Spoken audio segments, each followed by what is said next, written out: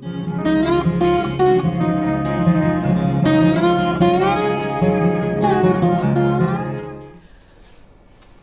के 3 कार्य, बुद्धि के 5 कार्य, चित्त के अलग अलग लेवल्स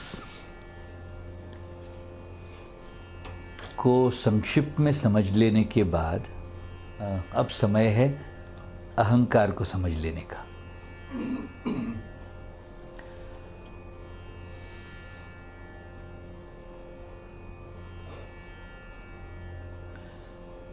ऐसा समझिए कि स्थूल से सूक्ष्म का जो एक ग्राफ बने, एक ग्रेडियंट बने, तो सबसे स्थूल शरीर जो दिखाई भी देता है, स्पर्श भी कर सकते हो, फिजिकल लेवल पर उपलब्ध।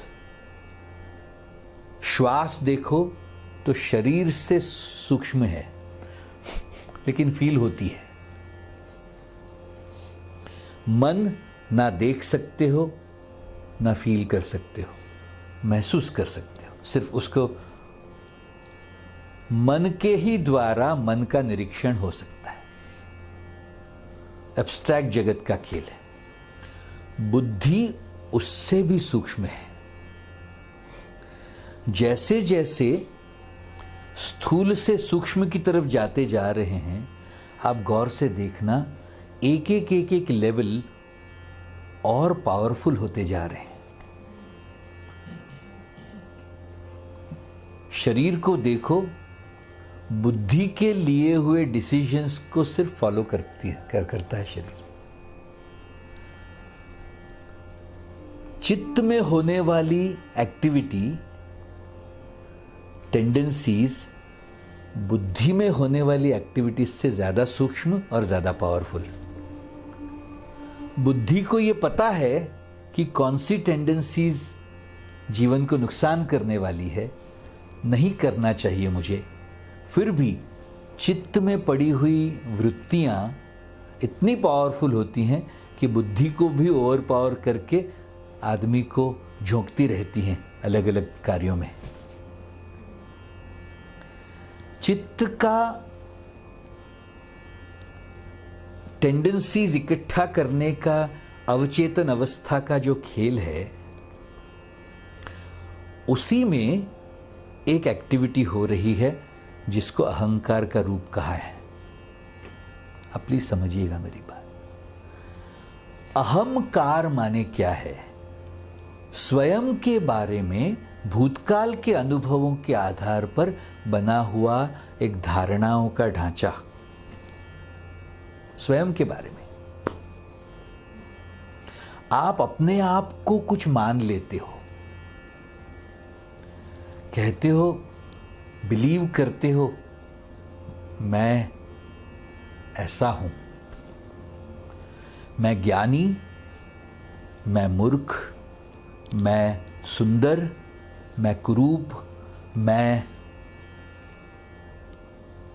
उपयोगी, मैं बेकार, मैं अच्छा, मैं बुरा। ये जो मैंपन स्वयं के बारे में इकट्ठा हुई हुई सूक्ष्म धारणाएं। अच्छा, जो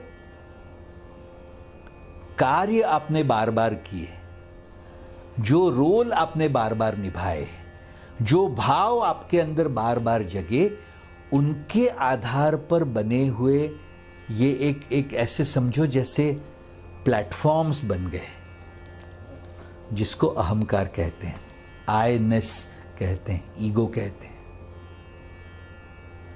और उस ईगो को, क्योंकि वो सूक्ष्म, स्थूल से सूक्ष्म की तरफ जाते जाते शरीर, श्वास, मन, बुद्धि, चित्त के बाद का छठा लेवल है और जीवात्मा के सबसे नजदीक वाला लेवल है। कई सारे लोग, ये जो मैंपन इकट्ठा होता है, होगा अहंकार, लेकिन वो अपने आप को वही मानते हैं, स्व को वो मान लेते हैं। अतिशय तीक्ष्ण सूक्ष्म हुई हुई बुद्धि उतने सूक्ष्म अहंकार को जीवात्मा से सेपरेट आइडेंटिफाई कर पाती है। I really hope you understand my point.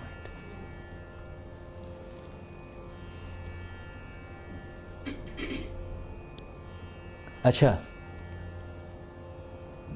अहंकार को समझना उसकी सूक्ष्मता की वजह से जितना कठिन है, उतना ही छूटना भी कठिन है। अगर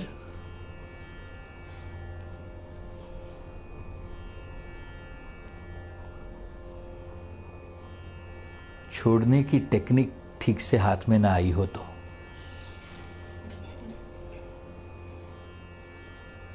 एक काम करते हैं, इसको समझ लेने की चेष्टा से शुरुआत करते हैं और फिर इसमें से छूटने के उपाय ढूंढते हैं। यूजुअली अहंकार को कुछ फ्लेवर्स वाला समझा गया। मोटा मोटी अगर देखो तो तामसिक अहंकार, राजसिक अहंकार और सात्विक अहंकार, ऐसे अलग अलग कैरेक्टराइजेशन कर सकते हैं, इसकी कैटेगराइजेशन कर सकते हैं। लेकिन फिर भी फ्लेवर्स को समझा जाए ईगो के, जैसे बास्किन रॉबिन्स आइसक्रीम के फ्लेवर्स होते हैं, तो उसको अपने स्वयं के अंदर अपनी चेतना में आइडेंटिफाई करना उतना ज़्यादा सरल होता जाएगा, इसलिए उसका वर्णन कर रहे हैं। ईगो के ऐसा समझ लीजिए मोटा मोटी 10-11 फ्लेवर्स, 12 फ्लेवर्स। पहला फ्लेवर ईगो का अगर गौर से देखा जाए, सुपीरियॉरिटी कॉम्प्लेक्स वाला ईगो, गुरुता ग्रंथि वाला, किसी से बड़ा होने का भाव, किसी से बात करते करते, रिलेट करते करते उनसे बेहतर, बड़ा, ग्रेटर, सुपीरियर होने का एक भाव लेके उनके साथ जीवन जीते रहना, सुपीरियॉरिटी कॉम्प्लेक्स वाला ईगो है। अच्छा, गौर से देखोगे तो उसके लिए कारण साधन क्या बनते हैं, तो कभी कभी पैसे की वजह से, कभी कभी पोजीशन की वजह से, कभी कभी उम्र की वजह से, कभी कभी ज्ञान की वजह से, कभी कभी अपनी फिजिकल ब्यूटी की वजह से किसी से बड़ा होने का भाव जगता है, तो कभी कभी इन्हीं कारणों की वजह से किसी से छोटा होने का, निम्न होने का, किसी से कम होने का भाव जगता है, जिसको इंफीरियॉरिटी कॉम्प्लेक्स कहते हैं। इन दोनों को एक साथ में समझना पड़ेगा, क्योंकि उसको ट्रिगर करने वाले कारण मोटा मोटी सेम ही हैं। सब सुन रहे हो? किसी से बड़ा होते होते जी रहे हो क्या, या छोटे हो जा रहे हो क्या, तो सुपीरियॉरिटी इंफीरियॉरिटी कॉम्प्लेक्स वाला ईगो समझ में आएगा। अच्छा, इन दोनों का चक्कर क्या है, तो तुम देखना, जिसके सामने तुम बड़े बन रहे हो या जिसके सामने तुम छोटे हो जा रहे हो, उस व्यक्ति के साथ वो अपनेपन वाला, आत्मीयता वाला, ये मेरे हैं, मैं उनका हूं, ये जो सुंदर भाव है ना, प्रेम वाला, ये खो जाता है। अच्छा, मैं तो ये कहता हूं, जब जब सुपीरियॉरिटी और इंफीरियॉरिटी कॉम्प्लेक्स वाला ईगो घुसा, उसने सबसे बड़ा घात किया अपनेपन पर। बड़ापन या छोटापन तुम्हें अपनापन अनुभव करने नहीं देता। अच्छा, कुछ मोमेंट्स ऐसे आएंगे भी कि उम्र में कोई बड़ा है, बहुत ज्यादा पैसे में बहुत सुपीरियर है, ज्ञान में भी बहुत बड़ा है, लेकिन आत्मीयता हो गई है, तो वो उनका बड़ापन या तुम्हारा छोटापन, या तुम्हारा बड़ापन उनका छोटापन मायने ही नहीं रखता, क्योंकि अपनापन हो गया। सुन रहे हो मेरी बात? पिता कभी कभी क्या कहते हैं, मेरे बेटे के साथ एक जनरेशन का गैप होने की वजह से आत्मीयता नहीं बन रही, उम्र कम या ज्यादा होने की वजह से। मैं कहता हूं, गौर से देखोगे तुम सुपीरियॉरिटी कॉम्प्लेक्स, इंफीरियॉरिटी कॉम्प्लेक्स वाले ईगो से पीड़ित हो गए, वरना उसी बेटे का अपने पिता के साथ बहुत सुंदर कनेक्शन है, 2 जनरेशन का गैप होने पर भी।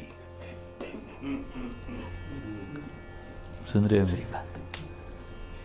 जनरेशन के साथ, उम्र के साथ, पैसे के साथ, पोजीशन के साथ, ज्ञान के साथ उसका लेना देना ही नहीं है।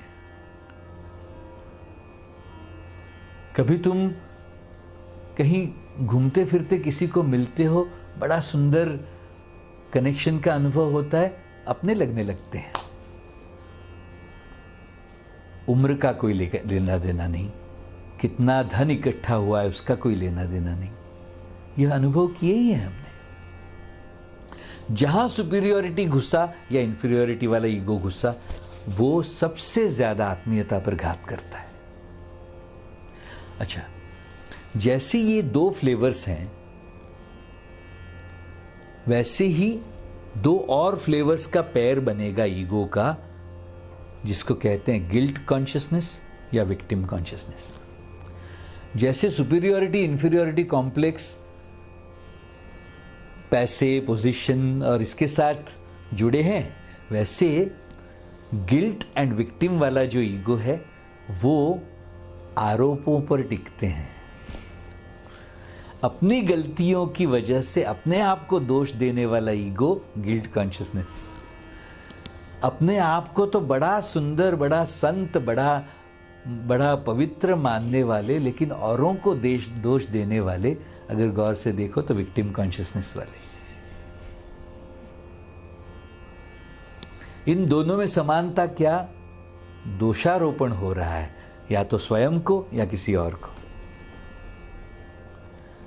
अच्छा, गिल्ट वाला व्यक्ति कभी स्वानुभव का आनंद नहीं मना पाता, क्योंकि अपने आप को गया बीता मान रहा है। विक्टिम कॉन्शियसनेस वाला व्यक्ति किसी और को दोषी मानते मानते, स्वयं को बेचारा मानते मानते, अपनी स्वयं की प्रसन्नता की जिम्मेदारी खोता जा रहा है। मैं ये कह रहा हूं, आप गौर से देखना, अपने मन को प्रसन्न रखने की जिम्मेदारी किसकी है भाई? तो अपनी खुद की है। किसी और को दोषी मानने के चक्कर में, ओ मेरे साथ अन्याय हो रहा है, मेरे साथ इनजस्टिस हो रहा है, किसी ने मुझे दुखी किया हुआ है, किसी को दोष देने के चक्कर में स्वयं की जिम्मेदारी खोते रहते हैं। अच्छा, मैं ये कहता हूं, उनको अगर जाके पूछो कि भाई जानबूझ के तुम कर रहे हो क्या ये, वो कहेंगे मैं जानबूझ के तुम्हें क्यों परेशान करूंगा, मुझे जो अच्छा लग रहा है मैं कर रहा हूं। लेकिन विक्टिम कॉन्शियसनेस वाला विपर्याय, रॉन्ग अंडरस्टैंडिंग, तुम्हें किसी और को दोष देने के लिए प्रवृत्त करता रहता है। There is an adrenaline pump there, there is a little pay off there, there is a pay check involve. किसी को दोष दो, रॉन्ग करो और राइट बनते रहो, अपने आप को सहानुभूति करते रहो, सेल्फ पिटी करते रहो, लेकिन उसके चक्कर में आरोपों से भरा हुआ मन लेके जीते रहो, हर्ट होते रहो बार बार।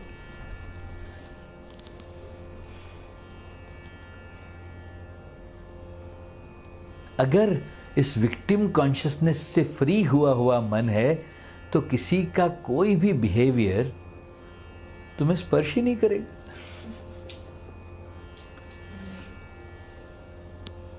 तुम गाली दे रहे हो इसलिए मैं रो रही हूं, मैं कह रहा हूं तुम गाली दो, मुझे पड़ी ही नहीं।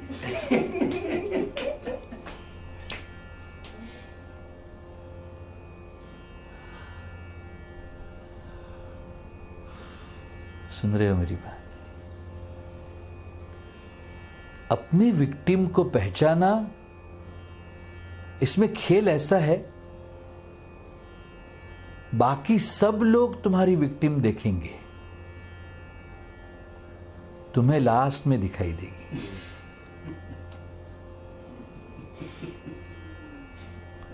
You will be the last person to identify, oh, this is my victim. क्योंकि ये राक्षसी तुम्हें खुद का परिचय देने ही नहीं देगी।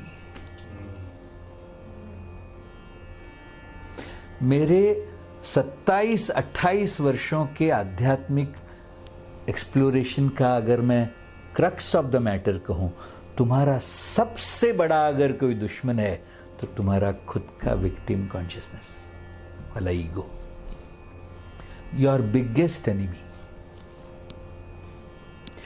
स्वयं की जिम्मेदारी नहीं लेने देता, बेसिक ट्रुथ्स को भी तुम्हारी चेतना में दृढ़ नहीं होने देता, खुद को बेचारा मानने के, विक्टिम मानने के चक्कर में, स्वयं को सहानुभूति करने के चक्कर में अहम ब्रह्मास्मि का सुंदर अनुभव प्रस्थापित ही नहीं होने देता।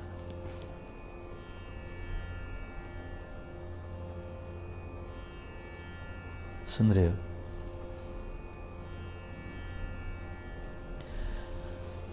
Superiority complex, inferiority complex, ego के दो flavours, guilt consciousness, victim consciousness, ego के दो और flavours, defensive consciousness and aloof consciousness, ego के दो और डेंजरस फ्लेवर्स। जैसे हम वो तर्क कुतर्क वितर्क वाले सब्जेक्ट में अपने आप को डिफेंड करते रहने वाला, जस्टिफाई करते रहने वाला जो खेल है वो हम वर्णन कर ही चुके हैं। कुतर्क लगा लगा कर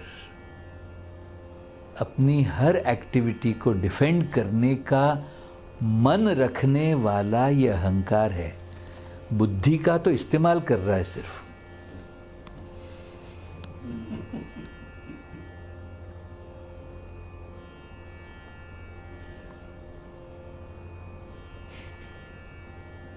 इतनी फैंटास्टिकली पावरफुल बुद्धि यूज कहां हो रही है? तो अपना बचाव करने में। जबकि यूज कहां होनी चाहिए? निश्चय करने में। इन गड़बड़ों में नहीं पड़ेंगे। ये निश्चय एक दिशा है और इन कारणों की वजह से मैं इन गड़बड़ों में पड़ता हूं। ये डिफेंस कंप्लीटली अलग दिशा है। इन दिशाओं का फेर होने की वजह से डिफेंस करने वाला मन बार बार उन्हीं गड़बड़ों में पड़ता रहता है और निकलने का निश्चय करने वाला मन बहुत आसानी से निकल जाता है गड़बड़ों से। आप सुन रहे हो क्या मेरी बात? क्योंकि धारण क्या कर रहे हैं हम? मुझे इसमें से निकलना है, तो उसमें तथास्तु होता है। और जस्टिफाई करने वाला, डिफेंड करने वाला मन ये कह रहा है इस वजह से मैं ऐसा हूं, तथास्तु वैसे ही रहो। The more you justify something, sure enough it will be with you. सुन रहे हो मेरी बात?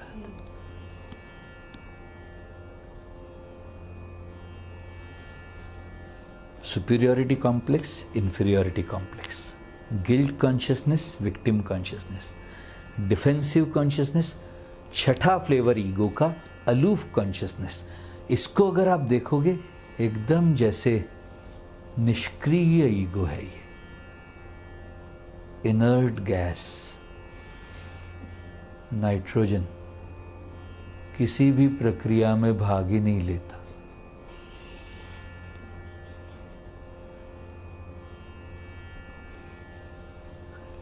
सुन रहे हो मेरी बात? पूरी दुनिया से अलिप्त हुआ है, ना उत्साह जगा पाता है, ना प्रेम, ना रिस्पॉन्सिबिलिटी ले पाता है। आदमी बैठा है कि फर्नीचर, ये समझ में नहीं आएगा। कुछ लोगों को देखा ही है आपने,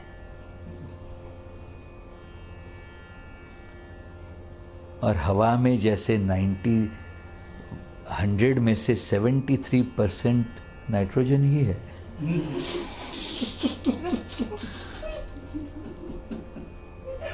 ऑक्सीजन 21% ही है सर, जो जलना भी जानते हैं और जलाना भी।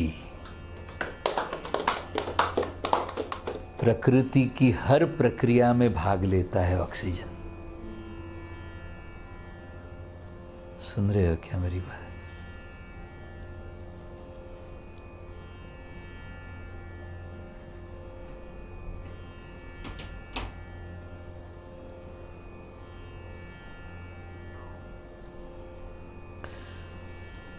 जीवन के खेल में एक खिलाड़ी की तरह भाग लेने का एक फैंटास्टिक मौका छोड़कर एक मूक असहाय दर्शक बना के बिठा देता है ये अलूफ कॉन्शियसनेस वाला ईगो।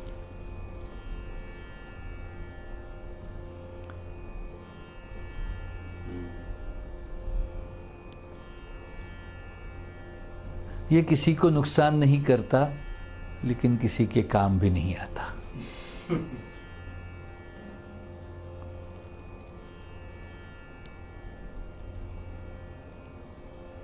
अच्छा, गौर से देखो उनके जीवन में हुआ क्या होगा।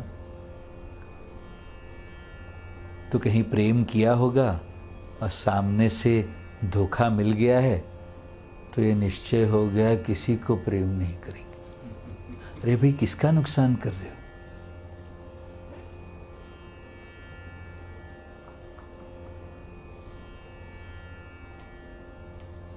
सुन रहे हो मेरी बात? Superiority inferiority, guilt victim, defence aloof. वैसे ही दो और flavours, attacking consciousness, intimidating consciousness and complaining consciousness. कुछ लोगों को देखो, स्लेज हैमर जैसे लोग हर चीज को अटैक करते हैं, ब्रूटल फोर्स है उनके अंदर, माउंटेन्स हिला सकते हैं, लेकिन उनके आसपास लोग सहमे सहमे रहते हैं। कहते हैं ना, बड़े बरगद के पेड़ के नीचे छोटे पौधे पनप ही नहीं पाते। ऐसे फैंटास्टिक एनर्जी वाले ये लोग हैं, सेवा में लग जाएंगे, कल्याण कर देंगे, विध्वंस करने में लग जाएंगे, डिस्ट्रक्शन कर सकते हैं पूरा। ऐसी फैंटास्टिक ताकत लेके जीने वाले लोग, उनका सिर्फ वो अटैकिंग कॉन्शियसनेस सेवा की तरफ मुड़ जाए, बाकी काम बन गया।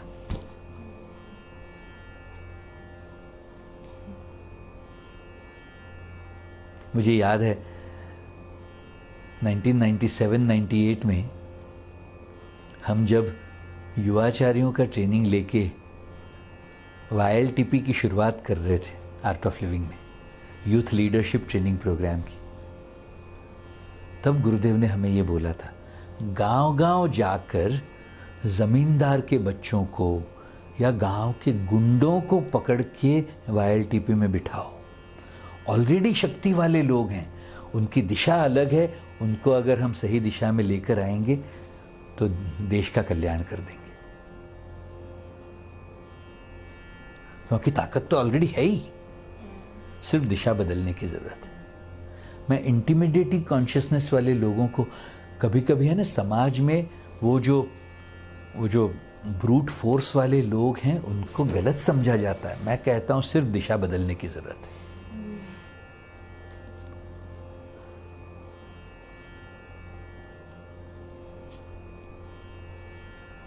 अच्छा, ऐसे लोगों को मैंने देखा है, ऐसे बड़ी ताकत लेके गुरुदेव के पास आते हैं। जब आते हैं तो शायद विध्वंस वाला मन होगा, लेकिन गुरु के चरणों में समर्पित हो गए तो मैजिक कर देते हैं, जैसे वालिया से वाल्मीकि बन जाते हैं। ऐसी ताकत रखने वाले लोग, लेकिन इंटिमिडेटिंग है। ये ईगो का 7वां फ्लेवर। 8वां फ्लेवर मैं कहता हूं शिकायत करने वाला मन।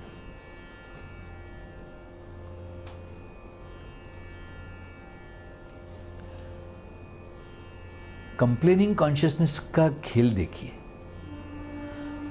आपने देखा होगा वो शिकायत वाला जो मन है ना,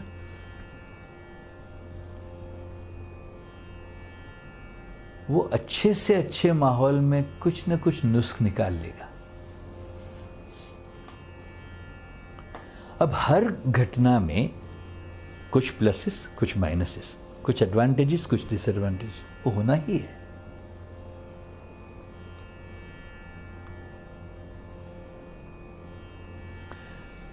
शिकायती मन क्या करता है? फोकस करता है जो गड़बड़ हुई उसके ऊपर, और जब तक गड़बड़ नहीं हुई तब तक सुषुप्त पड़ा है। जैसे ही मौका मिला अपना फन उठाया और किसी को रॉन्ग करके खुद राइट होने का अनुभव पाया। सब कुछ अच्छा है लेकिन करके शिकायत छोड़ेंगे।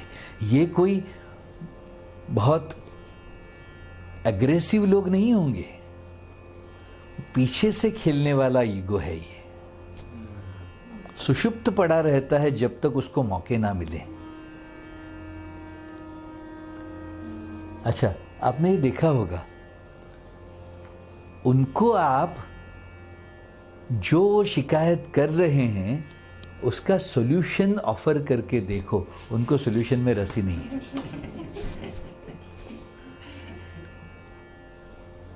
उनको आप एक्सप्लेनेशन करके देखो, उनको एक्सप्लेनेशन में रस नहीं है। उनको आरोप तय करने में रस है। तुम गलत तब मैं सही। The other has to be wrong for me to be right. ये खेल है शिकायती ईगो का। लेकिन सबसे ज्यादा नुकसान उनका यही होता है, शिकायत करने वाले लोगों को कोई पसंद नहीं करता। बार बार शिकायत करने वाले लोग आप देख लो, अकेले रहेंगे दुनिया भर में। फिर ये फील करते लोग आसपास क्या फील करते हैं, ये आके शिकायत करते हैं, पूरा एनर्जी खा जाते हैं। और एनर्जी खाने वाला किसी को पसंद नहीं होता। फिर ये लोग फील करते हैं कोई मेरा नहीं है, कोई अपना नहीं है।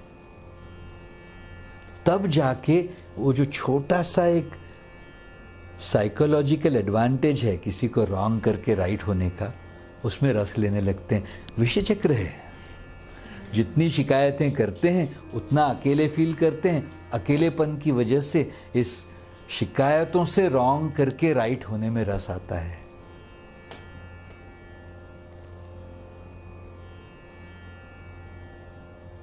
सुन रहे हो मेरी बात? ऐसा ये 8वां ईगो, मैं फिर से एक बार एक लिस्ट दे दूं। Superiority complex, inferiority complex, guilt consciousness, victim consciousness, defensive ego, aloof वाला ego, attacking consciousness, complaining consciousness. 9th flavour है जजमेंटलनेस। वो हम बुद्धि के जजिंग एंड लेबलिंग वाले कार्य में देख ही चुके हैं। लेकिन मैं ये कहता हूं, जैसे अपने आप को डिफेंस करने वाला ईगो बुद्धि का इस्तेमाल करके अपने आप को डिफेंड करता है, तर्क कुतर्क वितर्क लगा लगा के, वैसे ही मैं कहता हूं जजमेंटल ईगो अपनी बुद्धि की उस एक्टिविटी का, कार्य का इस्तेमाल करते करते किसी को रॉन्ग करते रहेंगे राइट होने के लिए। शिकायत जैसा ही लगेगा जजमेंटलनेस। आप गौर से देखना, ये जजिंग करने वाले लोग कैसे होंगे? अलर्ट होंगे, अवेयर होंगे, लोगों की गड़बड़ों को बहुत इजीली भांप लेते हैं। आप प्लीज गौर से देखना, ऑब्जर्वेशन एंड जजमेंट में क्या फर्क है भाई? तो अभी कोई व्यक्ति झूठ बोल रहा है और तुम ऑब्जर्व कर पा रहे हो अवेयरनेस की वजह से, अरे ये झूठ बोल रहा है, ये ठीक नहीं है, ये ऑब्जर्वेशन है, लेकिन फिर उसको जज कर लेना कि ये आदमी ही झूठा है, ये जजमेंटलनेस वाला ईगो है।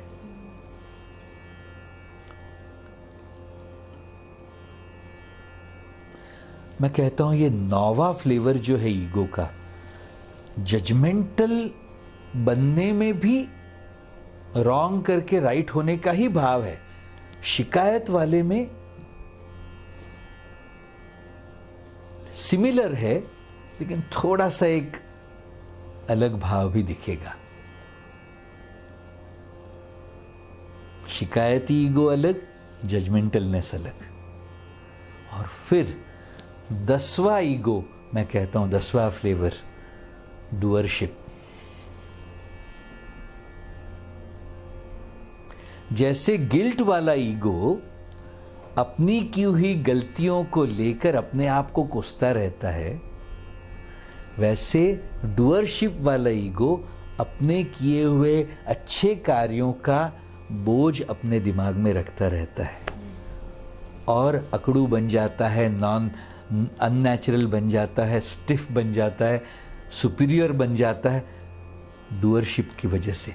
मैं कहता हूं इसलिए हमारे शास्त्रों में एक सिंपल सा फॉर्मूला दिया है, नेकी कर और दरिया में डाल, कुएं में डाल। क्योंकि अगर अच्छे कार्यों का शैडो, इसको है ना शैडो ऑफ डूअरशिप कह सकोगे, अच्छे कार्यों का शैडो रह गया तो वो भी तुम्हें भारी, अननेचुरल, असहज करेगा ही, फ्री फ्लोइंग एनर्जी में बाधा बनेगा ही। ऐसा 10वां फ्लेवर है ईगो का। मैं फिर से एक बार एक लिस्ट दे रहा हूं और ये छोटा सा इनपुट दिया है, अपने अपने अहंकारों के फ्लेवर्स को पहचान लो और उसका जो सॉल्यूशन है, उसमें से मुक्त होने का जो फॉर्मूला है, उसके बारे में हम आगे बात करेंगे। इन 10 फ्लेवर्स वाला ईगो इस प्रकार है: superiority complex, inferiority complex, guilt, victim, defence, aloof, attack, complaint, judgmentalness and doership. एक और फ्लेवर जो थोड़ा सा इंट्रोड्यूस करके मैं छोड़ दूंगा, ये जो डूअरशिप है ना, उसको अगर थोड़ा सा सूक्ष्मता से परखा जाए, सब लोग ध्यान से सुनना। ज्ञान में जैसे जैसे जैसे जैसे परिपक्व होते जाओगे, एक भाव जगता है मन में कि मैं जान गया, मैंने समझ लिया, आई हैव मेड इट। और वो जो फ्लेवर है ना, है डूअरशिप ही, लेकिन मैं पहुंच गया। वो वाला फ्लेवर जो है, वो तुम्हें विद्यार्थी, स्टूडेंट बने रहने में बहुत बाधा बनता रहेगा माय डियर। जीवन अनंत है और कंटिन्यूअस बेसिस पर कुछ न कुछ सिखाता रहता है तुम्हें। आई हैव मेड इट वाला जो डूअरशिप का फ्लेवर है, वो तुम्हें और गहराई से सीखते रहने में खुला नहीं छोड़ता।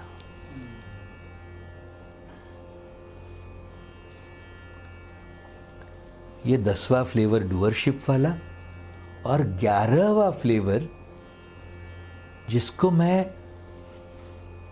सूक्ष्मतम फ्लेवर्स में रखूंगा, very very close, very very subtle, but almost the biggest driving force of everybody's life, self orientedness.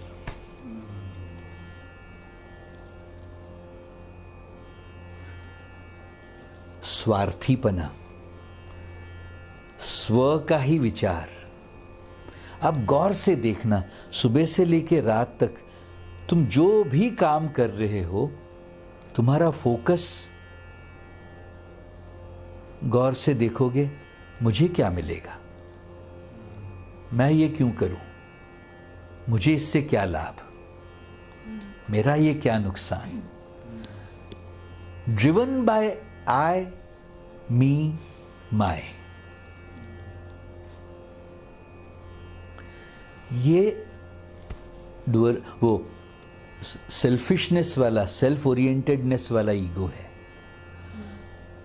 इसका गौर से देखो तो सबसे बड़ा डेंजरस एस्पेक्ट क्या, हर क्षण तुम्हारे आसपास के पूरे वातावरण की, तुम जहां फिजिकली हो वहां जो जो भी उपलब्ध है, जो कुछ भी घट रहा है, उसकी पूरी जिम्मेदारी लेते हुए, वॉट एवर इज नेसेसरी करते हुए, responding to the need of the moment वाला सुंदर जीवन जिया जा सकता है। उसके ऊपर घात करने वाला, तुम्हें बहुत ज्यादा सीमित कर देने वाला, तुम्हारे खुद के ही अंदर बांध लेने वाला, ये सेल्फ ओरिएंटेडनेस वाला ईगो है। ये बहुत सूक्ष्म लेवल की मैं बात कह रहा हूं। मैं तो कहता हूं आध्यात्म में बड़ा आगे जाने के बाद ये सुपीरियरिटी, वो सेल्फिशनेस वाला ईगो खुलेगा, वरना समझ में ही नहीं आएगा। इस समाज को देखो तो fend for yourself, look after yourself, take care of yourself, इसको वर्च्यू मान रहा है ये समाज। तुम अपना देखो, अपना संभालो।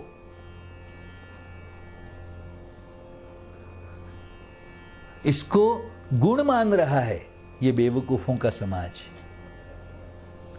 मैं कह रहा हूं ये सेल्फ ओरिएंटेडनेस वाला ईगो डिसॉल्व हुआ तो एफर्टलेसली बीइंग अवेलेबल वाला सुंदर भाव खुला। सुन रहे हो मेरी बात? ऐसे 11 फ्लेवर वाला ये ईगो, और उसमें आप गौर से देखना कुछ फ्लेवर्स है ना ईगो के, बड़े मोटे मोटे फ्लेवर्स हैं, बहुत ऑब्वियसली दिखने वाले फ्लेवर्स हैं, बहुत इजीली एक्सप्रेशन दिखेगा उनका। कुछ फ्लेवर्स बहुत सटल हैं, किसी को बहुत गहराई से पहचानो, समझ लो, जीवन देख लो उनका, तब दिखेंगे वो, वैसे फ्लेवर्स हैं। One of the subtle most driving force of many people's lives is the self-orientedness वाला ego।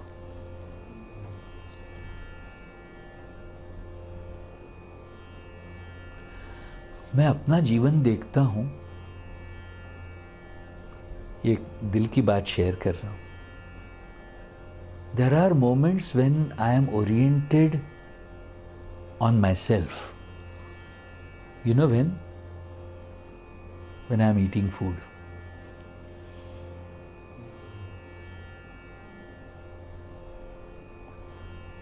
तब मेरा विचार है, भोग का विचार है,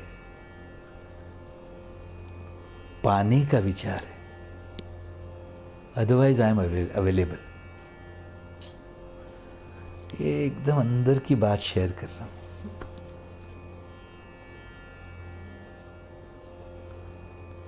मैं ये समझा नहीं पाता किसी को कि रात को 1 बजे अगर कोई आके अपने जीवन की कहानी सुनाता है तो कितना भी थका हुआ हो शरीर या मन, ये सडनली क्यों अवेलेबल हो जाता है उसकी इश्यूज को एड्रेस करके सॉल्यूशंस निकालने के लिए। It's very hard for me to explain it to anybody. It is just like this. It is just there.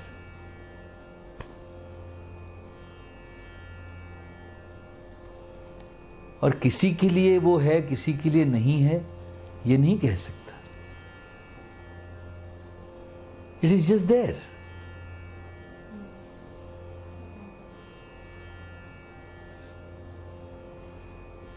मैं ये घर सोचता हूं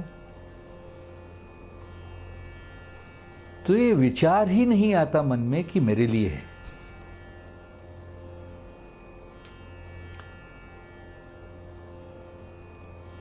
यही भाव है कि स्वाध्याय क्षेत्र है, कल्याण ही होगा।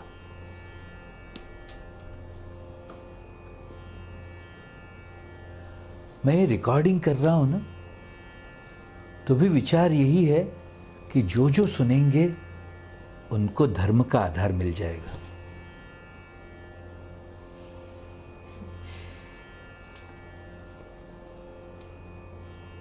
इतना सारा खर्चा करके अभी हमने कुछ 70 सॉन्ग्स रिकॉर्ड किए, यानी मेरे पास जितने थे सब कुछ डाल दिया मैंने। क्यों? तो लगा ये शरीर छूटने से पहले इस लाइफ टाइम में मुझे दुनिया को जो देना है, कुछ भजन, कुछ फिल्म सॉन्ग्स, कुछ ज्ञान, जो मैंने अनुभव किया लोगों से शेयर करने का मन हुआ, ये तीनों कहीं रिकॉर्ड करके रख लूँगा, audio record and video record best quality के साथ, तो कहीं नहीं कहीं अवेलेबल हो जाएगा किसी न किसी के लिए। तो ये शरीर त्यागने के लिए रेडी है, जब छूटा दिया है, जिसको उपयोगी हो जाए।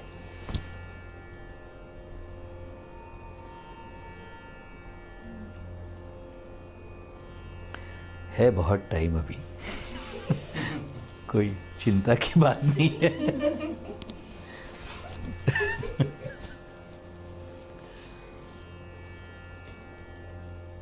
जैसे मैं कह रहा था, ये तामसिक राजसिक ईगो की मैंने बात की। गौर से देखोगे ना, सुपीरियरिटी कॉम्प्लेक्स ईगो राजसिक ईगो, इंफीरियरिटी कॉम्प्लेक्स ईगो तामसिक ego, guilt consciousness, victim consciousness तामसिक ego, defensive consciousness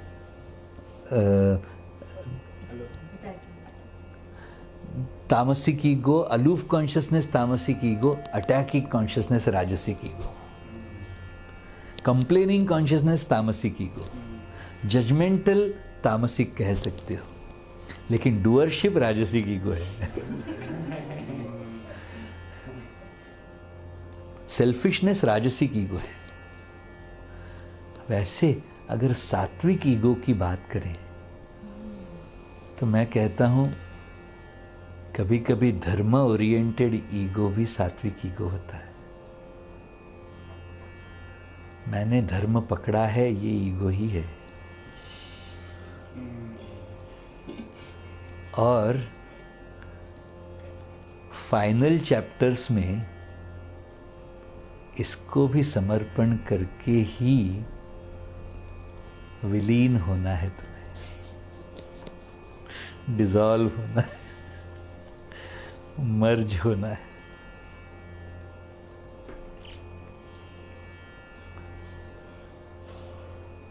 from somebody to nobody।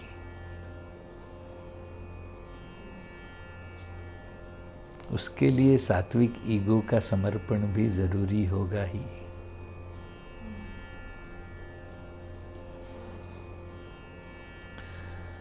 I want nothing and I am nothing, and I am ready to do nothing।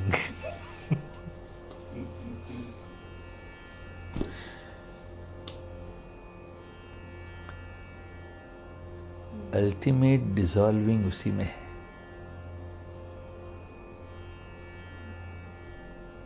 मैं कहता हूं, शूद्र हो, वैश्य हो या क्षत्रिय हो, उसको समर्पण करके ब्राह्मण बन के ही जीना है। उस दिव्यता का साधन बन के ही जीना है। यही अल्टीमेट धर्म है।